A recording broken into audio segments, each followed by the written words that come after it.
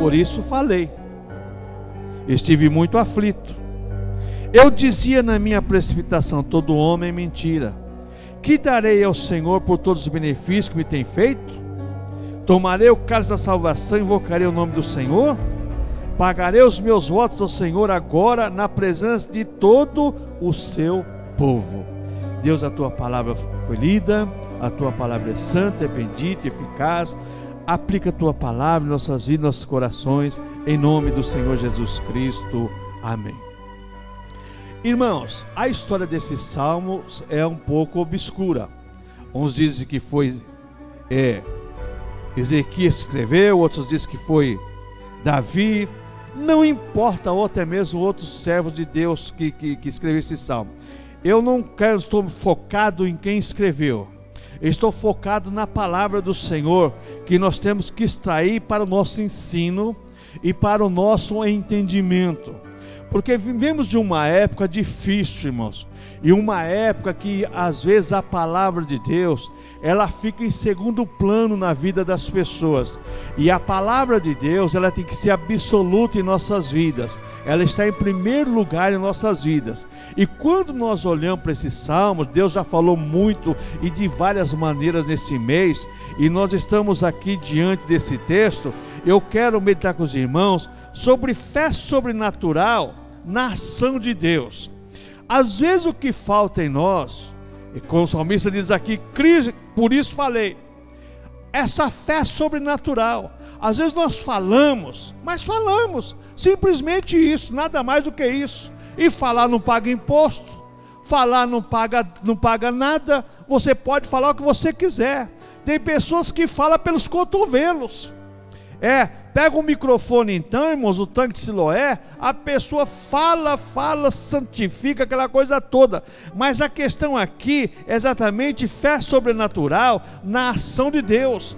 E quando nós olhamos para esse texto sagrado, irmãos, olha, nós temos que tomar muitos cuidados, porque quando você olha o salmista dizendo aqui, cri, por isso falei, estive muito aflito, você vai encontrar um personagem do Velho Testamento que vai usar este versículo para discorrer sobre ele. Quero que você abra a sua Bíblia aí, em 2 Coríntios capítulo 4, e Paulo escrevendo aos Coríntios, 2 Coríntios capítulo 4, o verso 13, ele cita esse versículo na defesa da sua fé, na defesa do seu ministério, na defesa daquilo que ele pregava, daquilo que ele cria. Então, segundo aos Coríntios, capítulo 4, verso 13, Paulo diz assim: e temos, portanto, o mesmo espírito de fé, como está escrito, cri, por isso falei.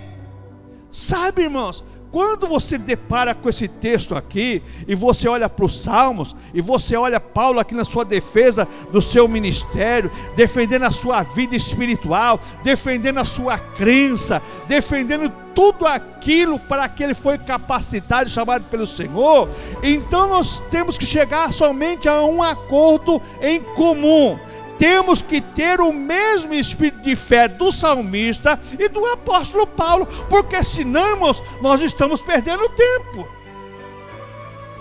Ou nós temos o mesmo espírito de fé, ou senão, irmãos, nós estamos perdendo tempo, porque falar é fácil, mas crer, será que lá no nosso interior, como foi ministrado de manhã cedo sobre vocação, será que a vocação está enraizada, está intrínseca em nosso ser? Será que essa fé vem de Deus realmente, que deve vir de Deus, porque sem fé ninguém pode agradar a Deus, é impossível que se chegue a Deus, chegue sem fé. Então nós temos que crer e ter convicção naquilo que falamos. E o apóstolo, na sua defesa de fé, na defesa do seu ministério, ele cita esse salmo exatamente para defender a sua fé e a sua posição diante de Deus, a sua posição diante de Jesus Cristo, a sua posição diante da igreja e daqueles que acusavam a ele. Ora, irmãos, se você não tiver essa fé, em muitos momentos da sua vida, você vai ter problemas sérios. Mas quando nós olhamos para esses salmos, e para 2 aos Coríntios, e nós olhamos para tudo que Paulo falou aqui, então você vai ter agora, você vai ter que ter esse mesmo espírito de fé para você lutar contra as adversidades da vida, porque sem esse espírito de fé, sem essa convicção, irmãos, muitas vezes vai ser difícil você enfrentar a situação de cara a cara. Vai ser difícil, vai ser quase impossível você enfrentar a situação, mas quando você tem essa fé, essa convicção, a situação está difícil, aos teus olhos naturais está irreversível, mas através da fé, dom de Deus, você vai enfrentar como causa ganha. Você não vai dar por perdido, você vai dar por causa ganha. Aqui em 2 Coríntios, o apóstolo defendendo a sua tese, defendendo o seu ministério, a sua fé, a sua conduta, o seu pastorado, o seu chamado de apóstolo, porque ele tinha convicção, a mesma coisa que os homens, criei, por isso falei. Irmãos, falar por falar não leva a nada. Nós temos que falar com convicção aquilo que sai do nosso coração, da nossa alma, do nosso espírito. Não é falar pelos cotovelos. Então nós temos que falar naquilo que cremos. Temos que crer para falar. Se você não crê, você não deve falar no sobrenatural. Se você não crê, alguma coisa está faltando, não exatamente no cristianismo, mas naquilo que você aceitou como regra de fé e prática, porque a Bíblia diz que, olha, pela graça sois salvos por meio da fé, e isso não vem de vós, é dom de Deus. Quando você se converte ao Senhor, o Espírito Santo de Deus já coloca a fé salvífica e a fé para você adorar a Deus e ter convicções disso, porque o próprio apóstolo Paulo, em Romanos capítulo 8, ele fala sobre isso, que o Espírito de Deus testifica com o nosso espírito que nós somos filhos de Deus. E que sem o Espírito Santo, ninguém se chega a Deus.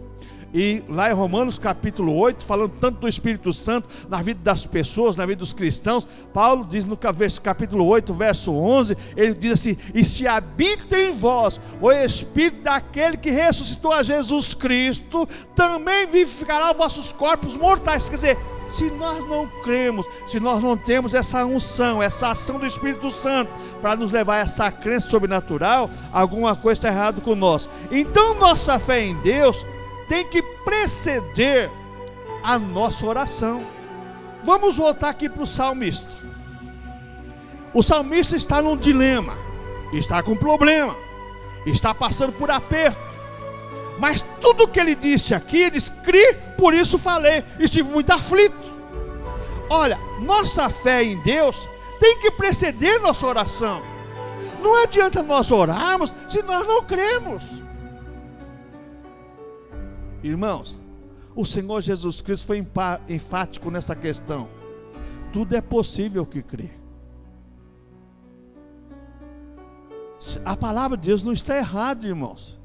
Está errado é com a nossa maneira de vermos as coisas sobrenaturais.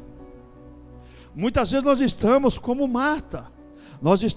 Marta, ela cria que Jesus ia ressuscitar na ressurreição dos mortos. Depois, no dia que o Senhor viesse arrebatar a sua igreja, mas Jesus falou assim: não, se creres verás a glória de Deus. Irmãos, nossa fé em Deus tem que preceder a nossa oração.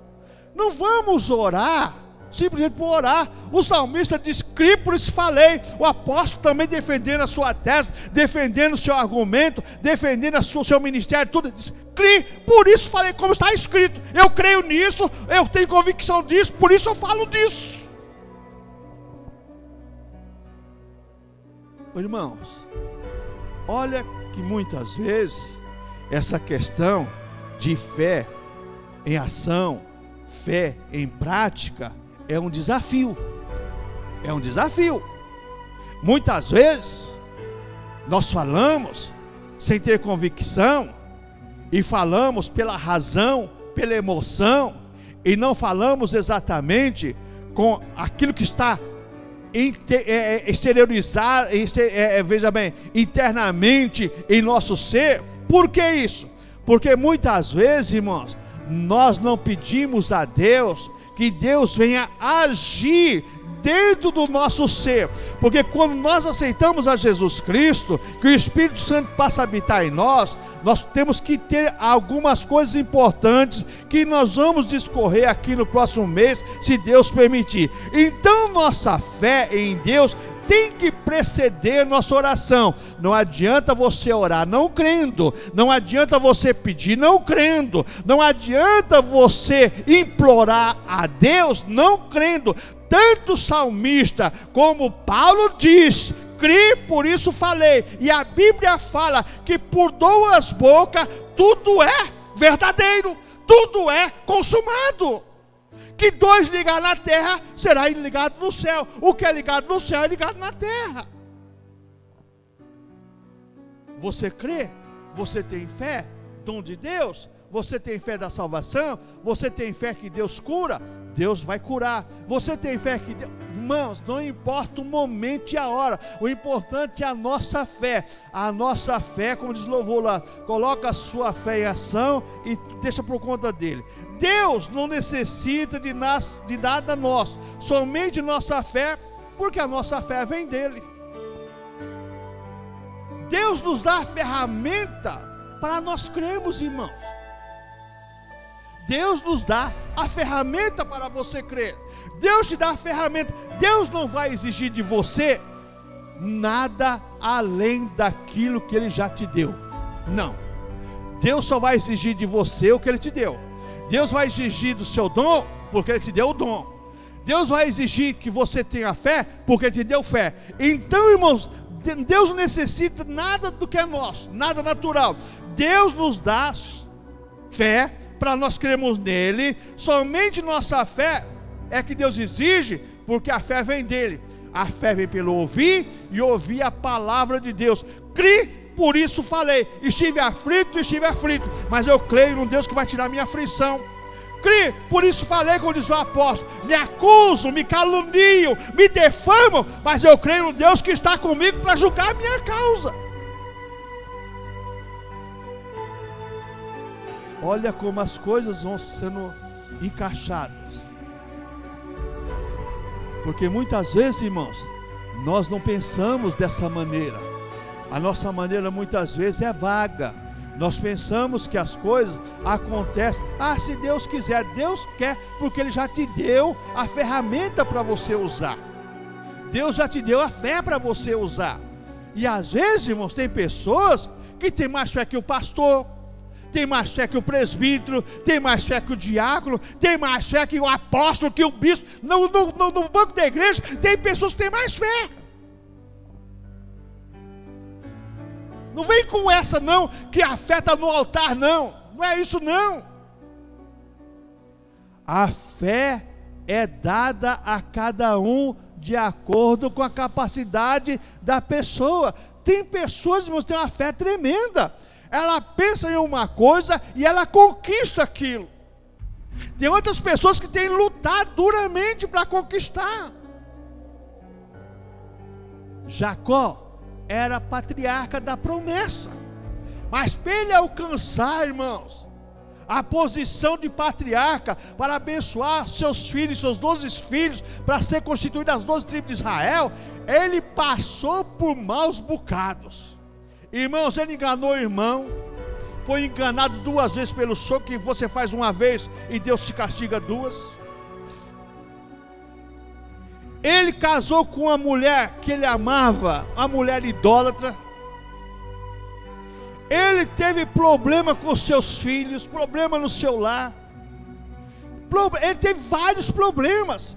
E quando chega lá diante de Faraó, que José apresenta Jacó para Faraó, que Faraó pergunta: quantos são os dias dos anos da vida do meu senhor?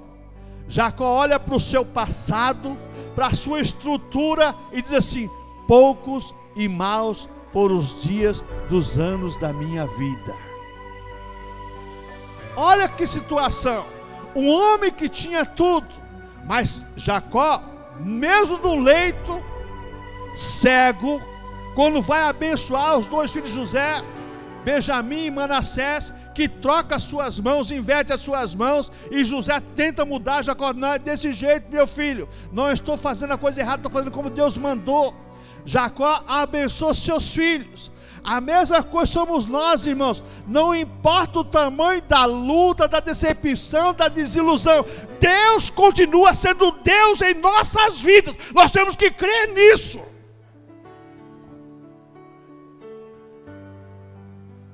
Deus não te chamou e se esqueceu de você? Não. Deus não te chamou e te rejeitou? Não. Ô irmãos, que negócio é esse? Crê, por isso falei. Você crê? Tudo é possível que crê. Você crê, verás a glória de Deus.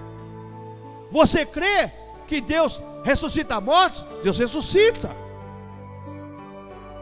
Agora não é crer simplesmente sem ter convicção. Crer, por isso falei. E é interessante que na colocação aqui, crer, por isso falei, eu tenho convicção do que eu vou dizer. Eu tenho certeza do que eu vou dizer. Porque quando Deus te dá fé para você, como uma ferramenta de trabalho, porque fé é dom de Deus, tanto em Romanos, como em Coríntios, né? Como em outras partes da Bíblia Sagrada, a fé é dom de Deus, é um dom que Deus nos dá. Você olha para essa questão, fé é ferramenta de ação, é ferramenta que Deus te dá para você usar, para você vencer. Fé para você vencer, não é fé para você interiorizar e ficar com aquela fé simplesmente sem ação, não. É fé para vencer, é fé em ação. Crie, por isso falei, no que eu creio eu confio e vou colocar em evidência. Ô irmãos, eu creio, eu confio, mas agora eu vou ver as evidências daquilo que eu estou falando. Ô irmãos, nós vivemos de uma época que nós temos que rever muitas vezes nossos conceitos de cristãos batizados com o Espírito Santo, de cristãos nascidos de novo, de cristãos que temos o Espírito Santo, e essa fé muitas vezes ela está neutralizada por N motivos. Segunda coisa que nós vemos, irmãos, nessa questão da fé, a fé para exercer, para ter, aliás, uma ação em nossas vidas, primeira questão é a questão do novo nascimento. Jesus falou que quem nasce da carne é carne, quem nasce do Espírito é Espírito, não importa nascer de novo.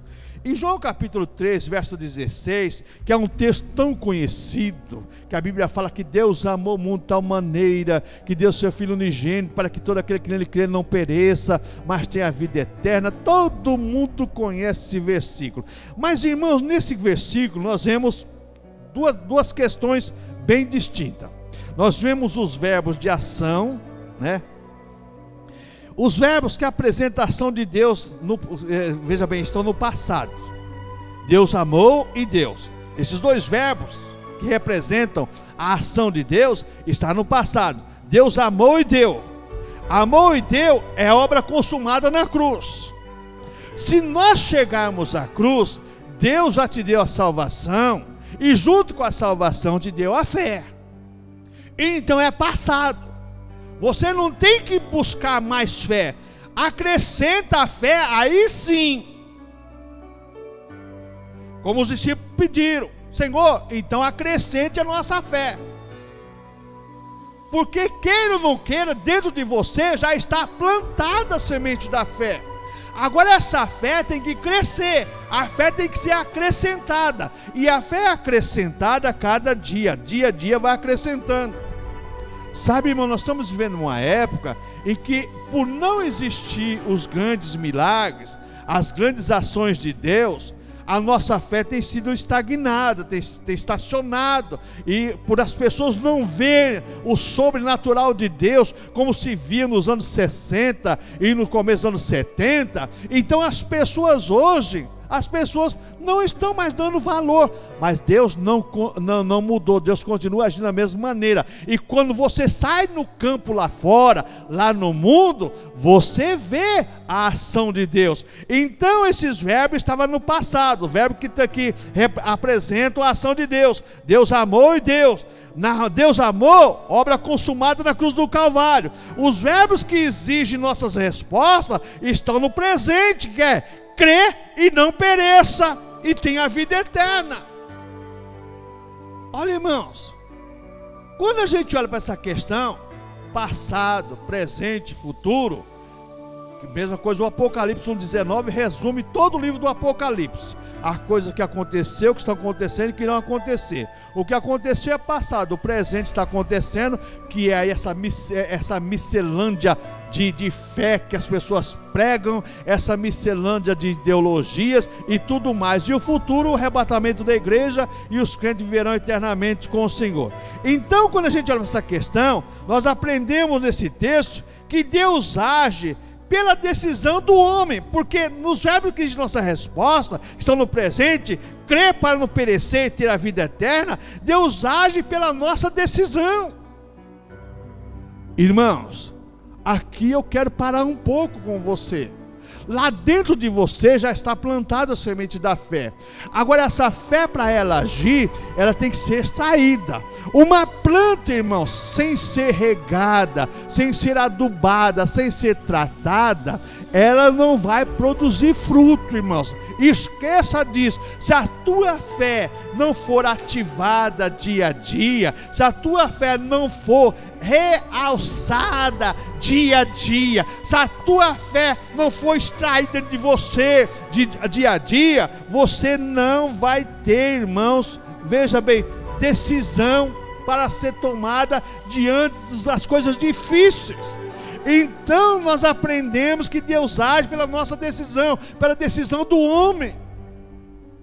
Irmãos, tudo é possível que crer. Crie, por isso falei. Está em nossa decisão. É nós que decidimos. Deus já nos deu. O que Deus tinha que fazer, já fez. Obra consumada da cruz do Calvário, eu só tenho vantagem.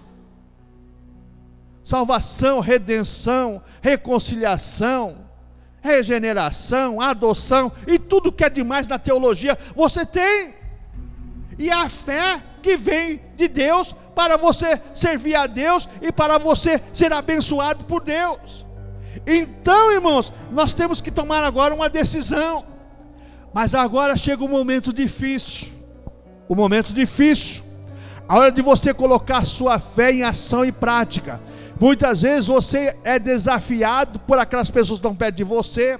Você é desafiado por você mesmo. Você é desafiado pela conjectura do ambiente.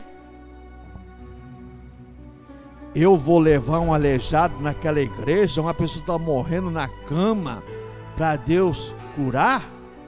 Naquela igreja, levo nada. Mas não é a igreja que cura, não é pastor que cura, é a fé sua, e a fé de quem vai orar, e a fé de quem está recebendo a oração. Porque se existir uma concordância na fé de quem ora e na fé de quem está recebendo a oração, meu irmão, 2 ligou na terra, está ligado no céu. Não tem negócio, Deus vai agir. Deus não trabalha contra a sua palavra, nem contra os seus projetos, não, irmãos. Por isso que você vê o salmista falando e o apóstolo repetindo: crie, por isso falei. Outra coisa, irmãos, Deus exige sempre, e sempre agiu, e sempre exigiu, diante de uma ação declaratória da parte humana.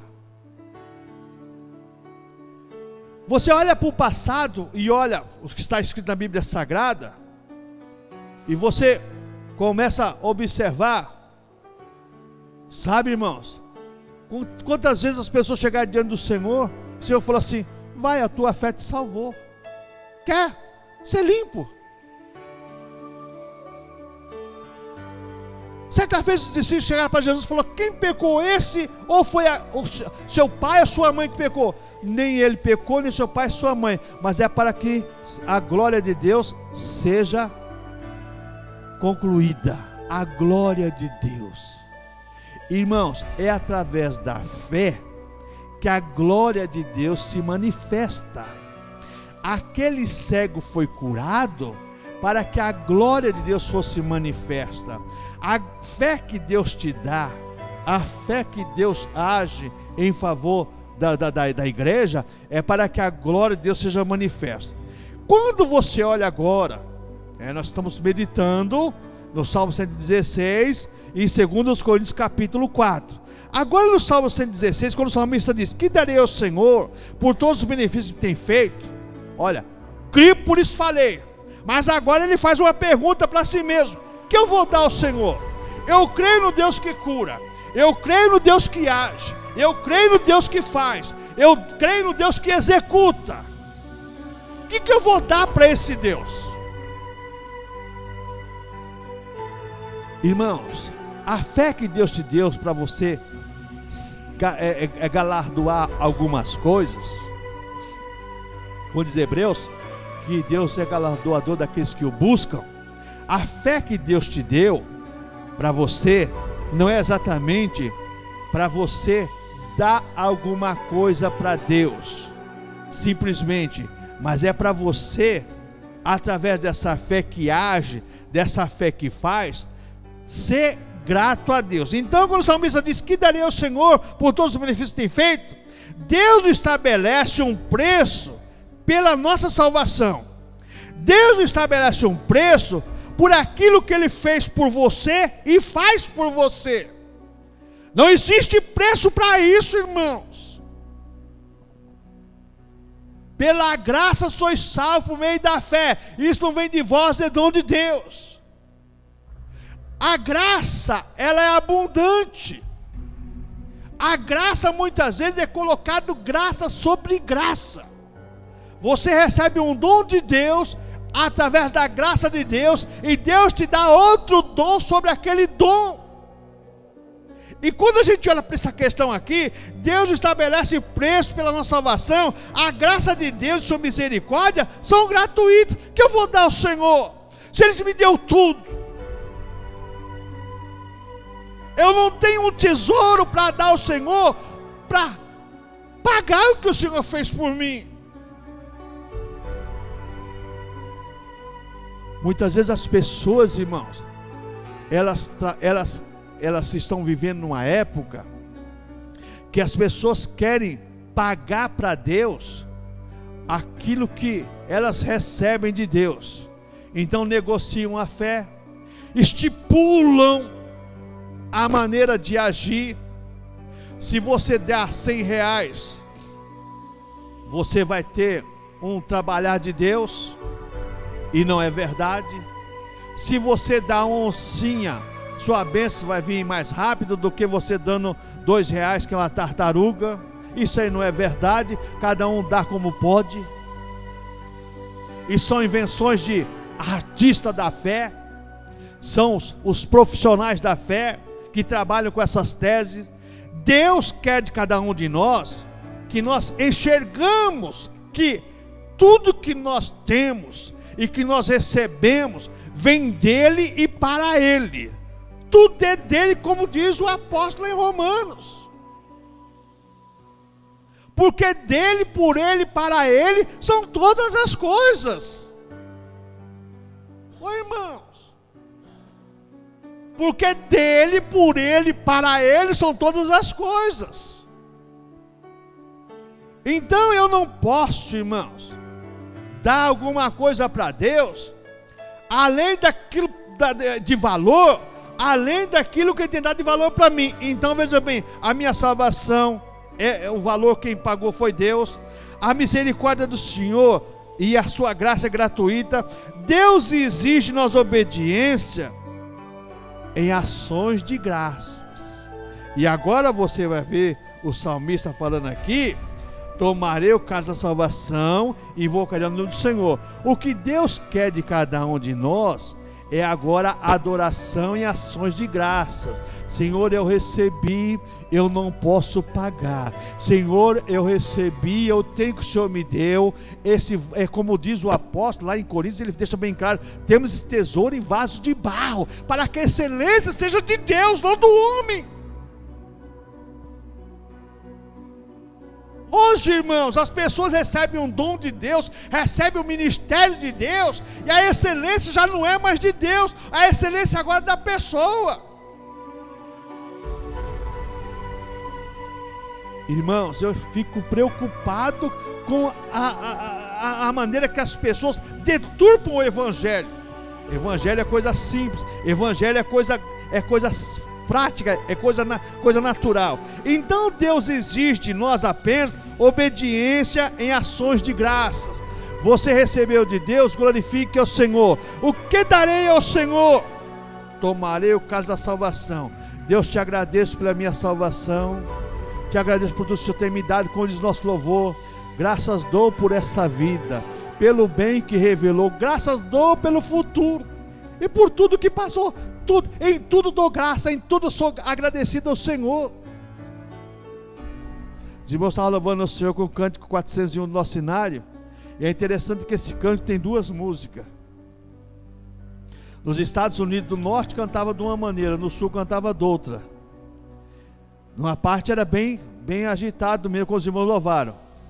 Mas a outra parte dizia assim: tantos como a areia da praia,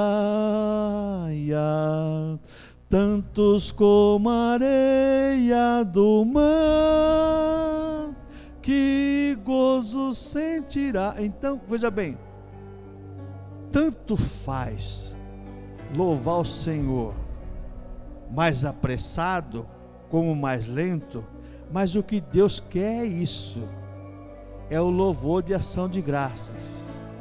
Lá no céu vai entrar uma multidão, como a Bíblia diz, tanto como a areia da praia. É o que Deus quer de cada um de nós, são ações de graça. Outra coisa que Deus exige de nós, irmãos, é um compromisso absoluto do nosso coração. Que darei ao Senhor? E ele responde: tomarei o cálice da salvação e invocarei o nome do Senhor. Benefício, veja bem, Deus exige de cada um de nós um compromisso absoluto do nosso coração. Opa, meu coração está focado, meu coração não está dividido. O grande problema para a fé agir, agora eu entro nessa questão, é coração dividido. Deus não divide a sua glória com ninguém. Ou nós temos o nosso coração em Deus, ou temos o nosso coração em uma outra coisa, porque não podemos servir a Deus e a mamon, não podemos servir a Deus ou dinheiro, não podemos servir a Deus e ao mundo, não podemos servir a Deus e a qualquer outra coisa. Deus exige de cada um de nós, irmãos, um compromisso absoluto do nosso coração. Criei, por isso falei. O que eu vou dar ao Senhor por todos os benefícios? Eu vou fazer o quê? Tomar o cálice da salvação e invocar o nome do Senhor. Está no meu coração, está no meu íntimo, está no meu ser, está lá dentro, ninguém pode tirar. É isso que eu vou fazer. O que mais Deus exige de cada um de nós, irmãos? Um compromisso com a sua palavra, que tem que ser absoluta em nossa vida. A palavra de Deus tem que estar exatamente agindo em nosso ser e em nosso coração. Que darei ao Senhor por todos os benefícios? Irmãos, na regra aqui, na questão de benefício, literalmente, benefício você não paga. Benefícios é algo dado, é doado. Você entra numa empresa, você tem os deveres e tem os benefícios. Então, qual é o benefício? Ó, carteira registrada, convênio médico, é benefício. Cesta básica, é benefício. Vale transporte, é benefício. Como que você vai pagar uma coisa? Ah, mas irmãos, o vale transporte vem descontado do pagamento, eu já pago. Você paga mais que vale transporte, você paga mais que o INSS, você paga mais que o convênio, você paga mais que... Mas são benefícios. Ninguém pode mudar essa marca, ninguém pode mudar esse título, é benefício.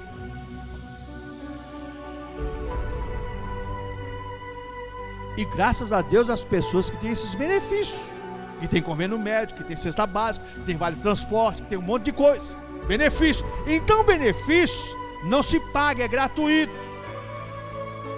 Embora muitas vezes você paga dobrado, mas dobrado de uma outra maneira, mas aquilo perante a lei dos homens, a empresa está doando para você, está dando para você, é um benefício que ela está te dando. Embora aqueles benefícios é para quê? Para o bem da própria empresa. Porque Deus, irmãos, nos dá os seus dons? Porque Deus nos dá a fé? Para o próprio benefício de Deus. Eu não posso pagar nada para Deus, porque Ele me deu. E Ele não quer nenhuma recompensa da minha parte. Ele quer que eu assuma uma decisão com Ele. Deus amou e deu. Esses verbos apresentam o quê? A ação de Deus no passado. É obra consumada. Agora Deus exige de mim a resposta do presente: crer e não pereça, para ter a vida eterna. Então, benefício não se paga. Benefício é algo doado sem merecimento. Na questão de Deus aqui, ou em outras questões. Irmãos, quando você olha essa questão de benefício, vamos pegar o Velho Testamento. A lei lá existia o ano do jubileu. Então, conforme a pessoa, por exemplo, se a pessoa recebia uma propriedade de volta, e ela trabalhava naquela propriedade 1 ano, 2 anos, e ela não tinha mais dinheiro a vender. Então tinha 48 anos para aquela pessoa trabalhar como escravo, tinha um preço. Se faltava 2 anos para o ano do jubileu, o preço era menor, era inferior. Agora, o ano do jubileu era o benefício de Deus para toda a comunidade de Israel, porque todos eles tinham recebido herança de Deus. Todos os cristãos recebem de Deus a mesma herança. Não existe uma fé maior no Joaquim e a outra menor no Bastião, não, irmãos. A fé do Joaquim, dada por Deus, é a mesma fé que Deus deu para o Bastião.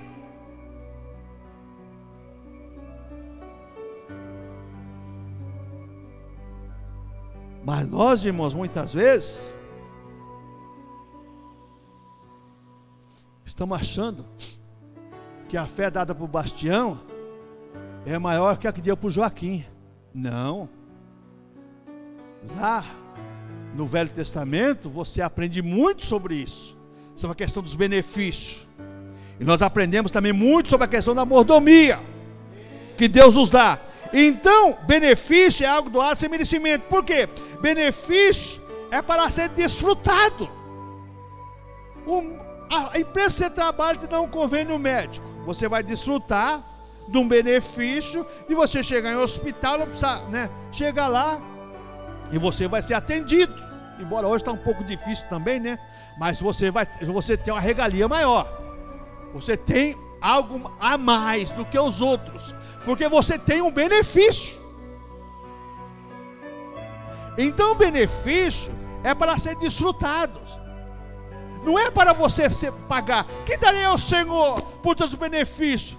Deus está dizendo para você assim: desfrute do que eu te dei, desfrute do que Deus deu para você, irmão. Pastor, Deus não me deu nada. É impossível. É impossível que Deus não tenha dado nada para cada um de nós, irmãos. É impossível. Deus nos deu alguma coisa.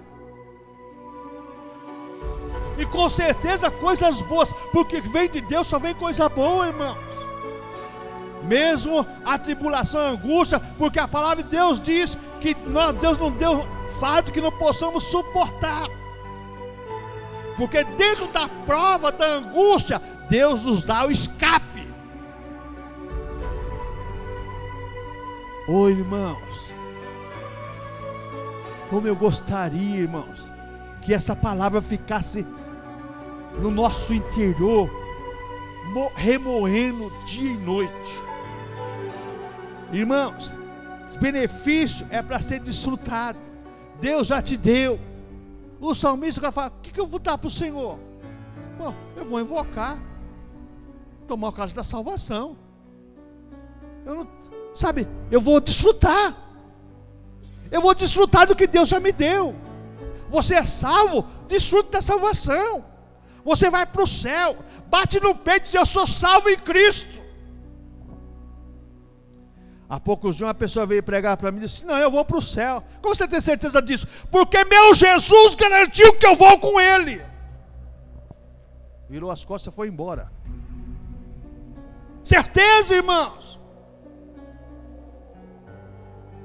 Hoje as pessoas muitas vezes não têm nem certeza de salvação. Que darei ao Senhor? Benefício é para você desfrutar. Pelos benefícios que tem me dado, desfrute do que Deus te deu. Deus te deu um dom para você desfrutar desse dom. Outra coisa, irmãos, os benefícios são doados por quem pode e não por quem recebe. Deus te deu, você não pode dar nada para Deus. A firma te dá um convênio que às vezes você não pode pagar, mas você vai desfrutar. Benefícios são doados por quem pode e não por quem recebe. Que darei ao Senhor? Ainda bem que ele cai na real. Ainda bem que ele cai na real. Vou tomar o cálice da salvação e invocar o nome do Senhor, porque eu não posso fazer outra coisa. Ô irmãos, você não pode dar nada para Deus além do que Ele já te deu. Ele te deu o fôlego de vida para você louvar Ele. Ele te deu o Espírito Santo para você exaltar e glorificar e clamar o nome dEle.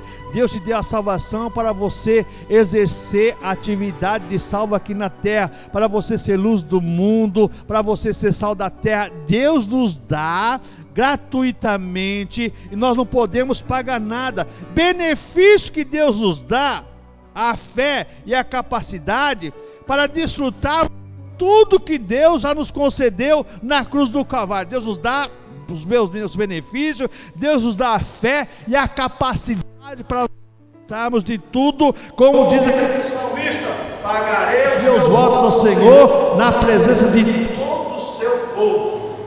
Vou pagar. Irmãos, nós precisamos ter a certeza disso. Vou pagar. Olha só o que diz aqui o versículo 14: pagarei os meus votos ao Senhor agora, na presença de todo o seu povo. Vou pagar os meus votos na presença do povo de Deus. Outra coisa, irmãos, o que Deus tem feito para nós e por nós e para nós? O que Deus tem feito? Tantas coisas. Iríamos ficar aqui até as 2 da manhã, mas vamos ser prático. Segundo aos Coríntios capítulo 4, versículo 13 e 14. Vamos lá mais uma vez. O que Deus tem feito por nós, para nós e continuará fazendo até a sua vinda. Versículo 13, de 2 aos Coríntios 4. E temos, portanto, o mesmo espírito de fé, como está escrito. Paulo está dizendo assim: olha, os apóstolos são apóstolos, eu tenho o mesmo espírito de fé que eles. Como está escrito: criei, por isso falei. E eu creio e falo, porque eu creio. Nós cremos também, por isso falamos. Sabendo que o que ressuscitou o Senhor Jesus Cristo nos ressuscitará também por Jesus e nos apresentará convosco. Você vai ser salvo, eu também vou ser salvo. Eu sou cristão, eu nasci de novo em Cristo, eu estou vivendo em Cristo. Deus nos tem feito a obra expiatória em nosso favor. a todos que creem. E para crer, precisa vir fé de Deus. Tem pessoas que não crê na salvação, não tem convicção da sua salvação, não tem convicção que Jesus pagou seus pecados, não tem convicção de que a pessoa tem que ser uma pessoa para uso exclusivo de Deus. Então, diante dessa questão aqui, o que Deus tem feito para nós? Deus preparou nossa ressurreição corpórea para estarmos diante dele, como diz o verso 14 aqui, sabendo que o ressuscitou o Senhor Jesus Cristo, nos ressuscitará também. Você está aqui vivo, você poderá morrer se Jesus não voltar, você vai lá para a terra, você vai virar uma minhoquinha, você vai virar qualquer coisa, mas Deus um dia virá buscar esse corpo para ser glorificado e estar eternamente com o Senhor. Ô irmão, se você não tem motivo para dar glória a Deus, se você tem motivo para crer nisso, como é que você vai falar de céu? Como é que você vai falar de eternidade, se você não crê nisso? As pessoas hoje falam um pouco de ressurreição, as pessoas hoje falam um pouco de céu, porque as pessoas não crêem. Crie, por isso falei. Creio na ressurreição. Creio que o meu Deus, segundo a palavra dele, segundo as escrituras sagradas, um dia virá buscar o seu povo e virá buscar a sua igreja. Eu creio num Deus, irmãos, que vai ressuscitar o nosso corpo e que vai colocar diante dele e dizer assim: vinde benditos do meu Pai para o reino que está proposto. Tudo já está consumado, tudo já está feito para você desfrutar.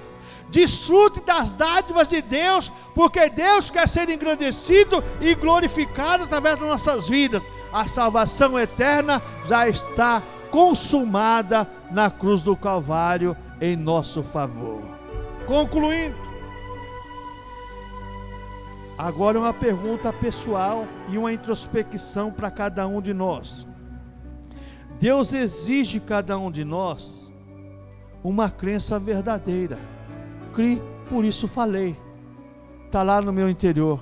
Eu não vou falar simplesmente pelos cotovelos, falar como papagaio, repetir.